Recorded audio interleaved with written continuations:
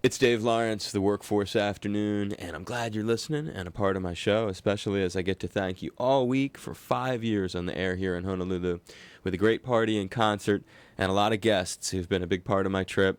Today we welcome back a legendary rock artist for his second time this year and fourth time in 5 years. We've supported every release he's had in these 5 years, including his recent project with Jack Blades, Influence, and his main group's latest brilliant CD and DVD, One With Everything, with the Cleveland Contemporary Youth Orchestra. He is a gifted songwriter, guitarist, and vocalist, and I am grateful to welcome him back to my show. From Styx, my buddy Tommy Shaw. Aloha, brother Tommy. Aloha, and happy 5th anniversary. Thank you, brother. 5 years on the air here. No kidding. I know, it's crazy. Well, no, it's always a pleasure. I'm there in spirit. You've been very good to me for the last several years. Man, you know, the one thing that you've always done is given me, right now when I'm talking to you, I'm in the desert somewhere between Denver and Salt Lake City, and just to hear somebody say aloha, you know, kind of puts me in that island spirit, and that really comes in handy when you're in the middle of the desert. My pleasure to pass it along, dude. Yeah, we're somewhere, I'm not even sure where we are. We're you know, there's not a lot of civilization. We're somewhere between Denver and Salt Lake City. It kind of looks like Afghanistan, to tell you the truth. Hopefully safer. Yeah, nobody's shooting at us. Thankfully. And huge mahalo for being willing to be back on during my 5-year anniversary week. You know, right back at you. You're really having an epic year too. The Shaw Blade success, another track from One With Everything making it to the radio, and now a monster tour with Def Leppard and Farner. Congrats on that. I'm telling you, it has been one of those years, and you know, every once in a while we'll all look at each other and, you know, we'll look at the roster of how many bands there are with records out and touring, and to still be on one of the hottest tours of the summer at this point in our career is just, it's you know, I don't think any of us ever expected it to last this long. Yeah, and that's what's always been cool about you. You're very humble, and you see it that way about the longevity of your career, which really has been a very long one. And then on top of having a long career, to have it manifest itself with all of these positive things coming together virtually at once. And then this tour is all these superstars on one bill. Do you guys, for us, we're not going to be getting that tour over here, but I've talked about it a lot on the radio, and 3 core bands together in one place. It lends itself to thinking, do you guys ever jam together? Well, just to the nature of trying to get that many bands and their productions on and off, and there's just the time is the only problem, because you know you want to try and get as much of your own music played out there on your set, and you need the time to change over, and then Def Leppard wants to get as many of their songs in, and then people want to go home. Right.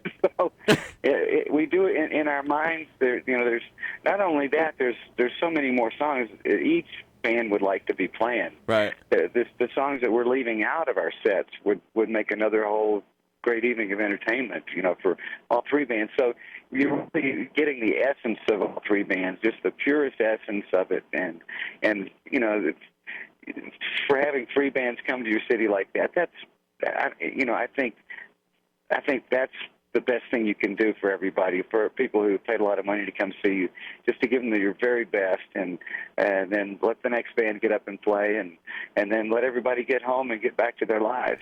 So there's no on-stage interaction. I mean, I get how that gets laid out each night, and that's typical of these kind of tours where fans, as you know, if you can imagine the fan, they always see it vastly, so much differently. To them, they're like, wow, in one place at one time, it would be so cool if, sort of thing.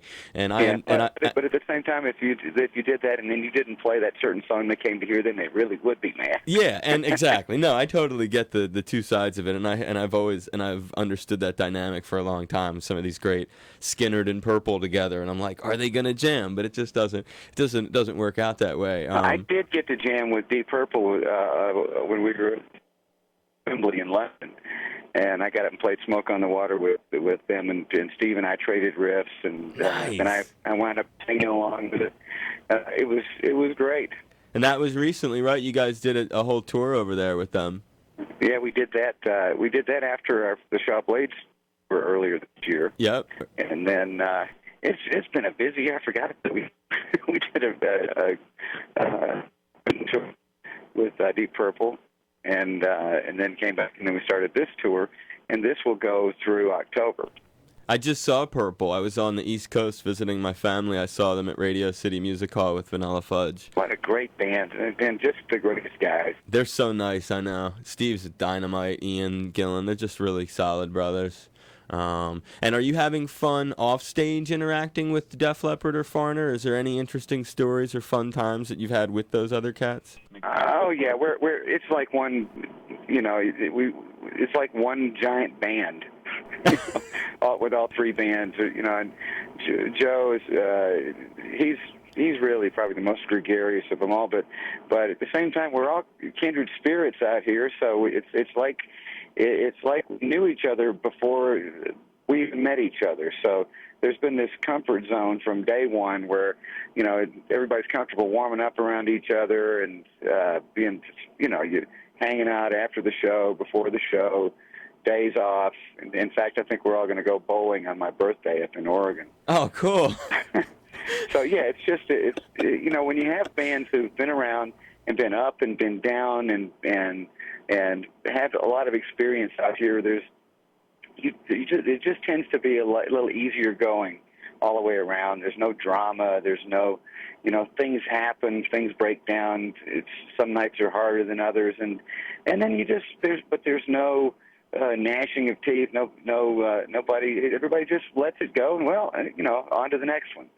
And so it really makes it easy. Because like today is probably our longest bus ride. This is an 1,100-mile bus ride, Man. And everybody's doing it. Truck drivers are doing it. But that's what it takes for us to do this tour, and there's no complaints. It's just. And same with Def Leppard. They'll roll in and they'll be a little bleary, just like we are. And it's like, let's do this.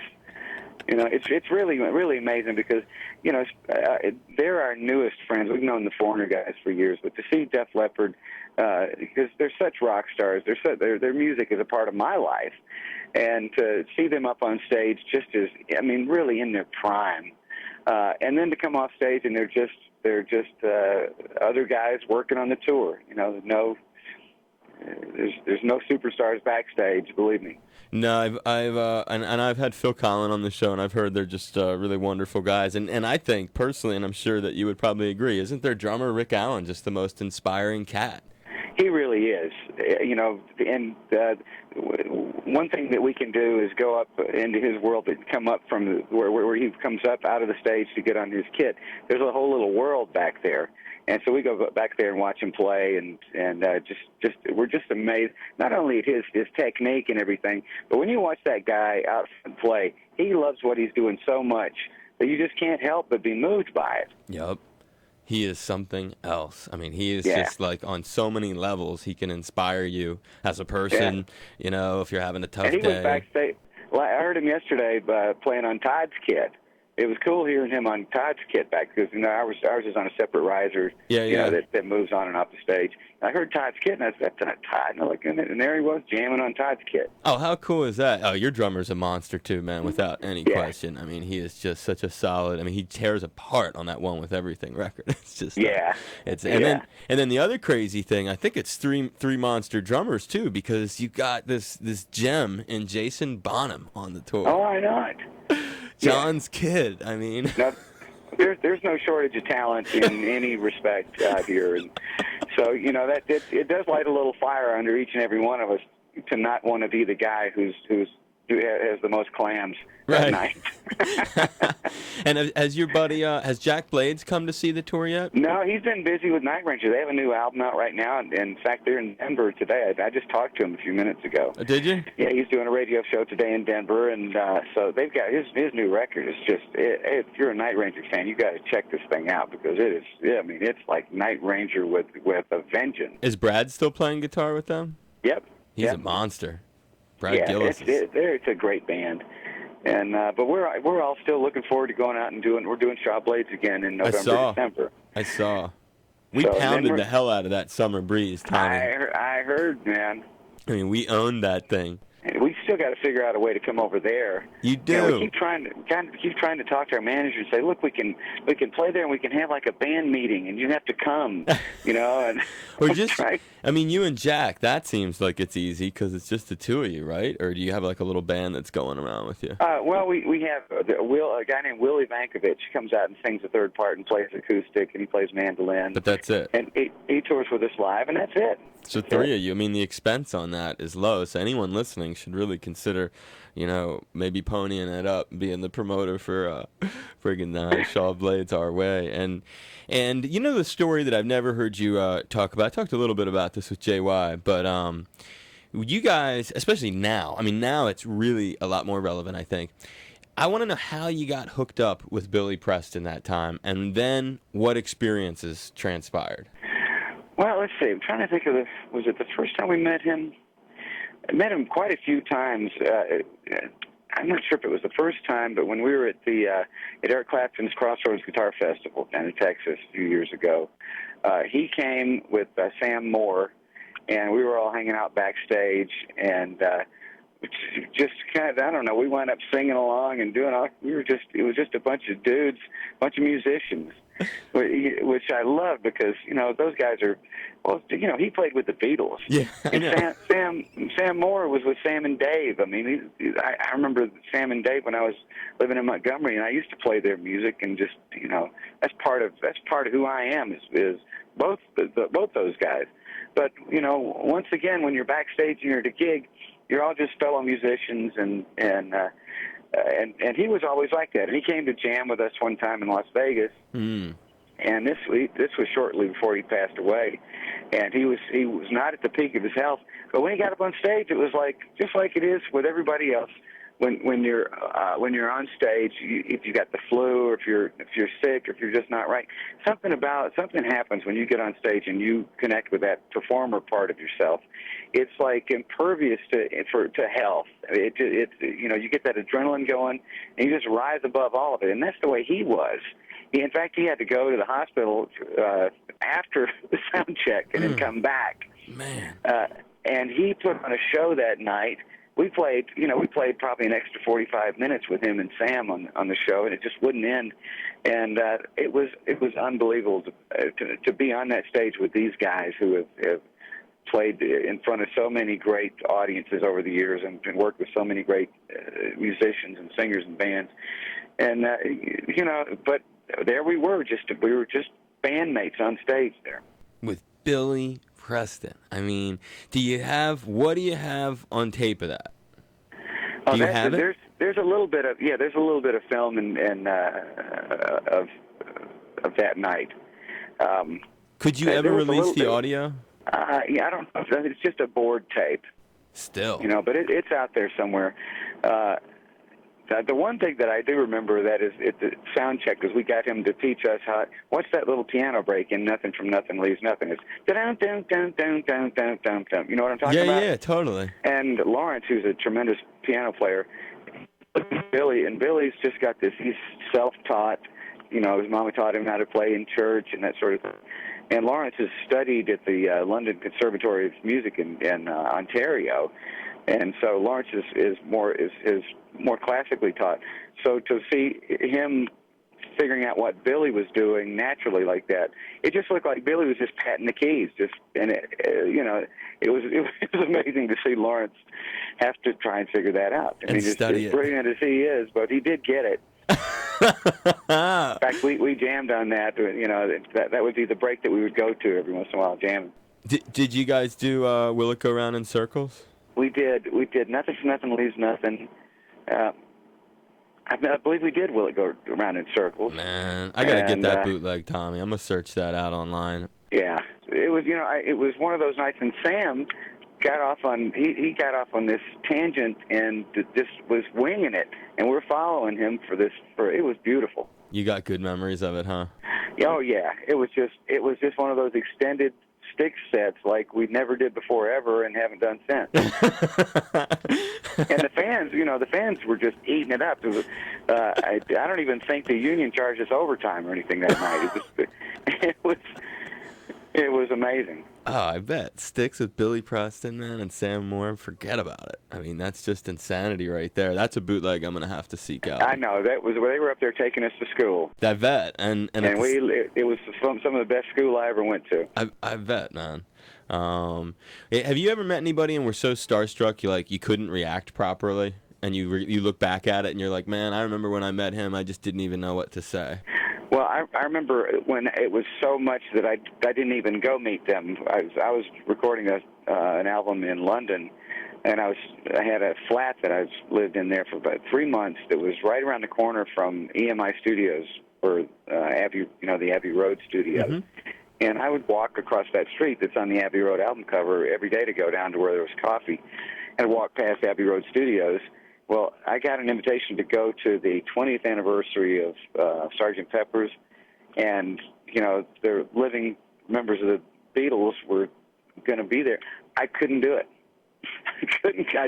It was just too much for me, and now I kick myself in the butt for it. It's just gone. But it was just, it was like, it was too much of a dream. I sat there going, I can't do it. And you never met them? You never met any of them since?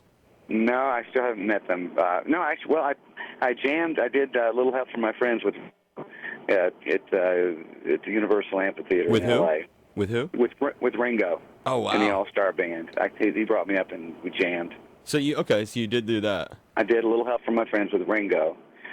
I was in the restaurant with McCartney in New York a while back. That's about as close as I've come. But you didn't actually meet him? No. Now, his wife, Taylor, and Taylor have met McCartney on quite a few occasions, and he remembers Taylor's birthday, and so they, So he's had that experience. Yeah, so I have 1 degree of separation between meeting McCartney. Have you heard about that jam that just happened this past weekend? No. John Bon Jovi's house in the Hamptons, and Billy Joel, Sir Paul, Roger Waters, Jimmy Buffett, and John Bon Jovi all together. Holy, wow. In one little thing. I know, it's been in the news. People have just been like, you've been busy, obviously doing a major tour, but isn't that a crazy jam? I bet you'd love to have been at that, huh, Tommy? And that would have been something. A lot of good singers. In one place. Yeah. In one place. One final question for you, Tommy. You've been very generous with your time today, being part of my week here. In terms of things that you've learned over time in your life, as someone who's had a really, really long and successful career, what do you see as the most important things that make you happy or bring you contentment in your life? The things that make me happy and bring contentment. The really important things to separate from other things maybe you thought were doing that along the way. Well, the friends that I've made, the real true friends, seeing my daughter grow up, getting to be a musician and play as many wonderful shows and with as many wonderful people as I have, to still have my mother living and to still have her be my friend and get to see what's going on in my life. It's that sort of thing. That's cool. That's nice to hear what it is exactly that brings you a lot of meaning and stuff. I know 5 years is short in your career, but it's been a long ride for me here on 105.9 over the last 5 years. I'm the only one left working in my station from when I started. No kidding. In September of 2002, yeah, right here on 105.9. So the listeners and artists who've been with me on this ride are very special to me, and please know I appreciate your support over the years, and I'll always be there for whatever I can to help you with. Well, thank you, man. It really is. One thing I've learned in this business is that it really is about relationships, because it's just like anywhere else in life, you want to work with the people you enjoy spending time with, because in this business, you do wind up spending time. You're there. It's not just being on the air the whole time. That's right. Sometimes it'll be on a plane trip, or it'll be on a tour, or it'll be sitting in the studios.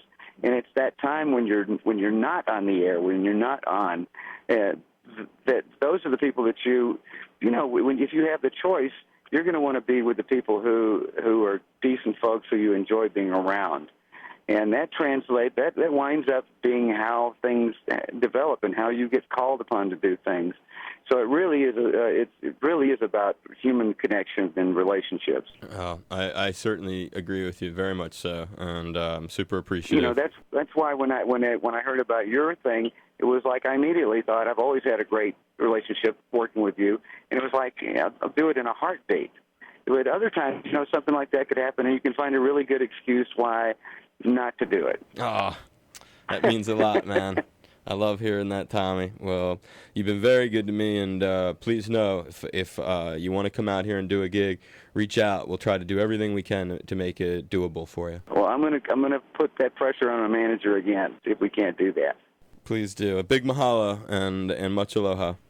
Mahalo, and back to you and to everybody who's listening out there. Here's to another 5 years with Dave Lawrence and friends. You are the man.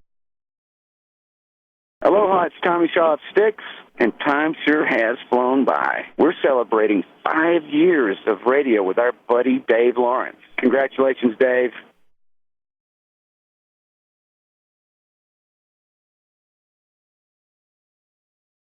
Aloha, it's Tommy Shaw of Styx, and I couldn't make the 5 years of Dave's party and concert, but join my buddy Mick Fleetwood, Yvonne Elliman, and Carmine Apiece for a night you will never forget. Have fun, Dave.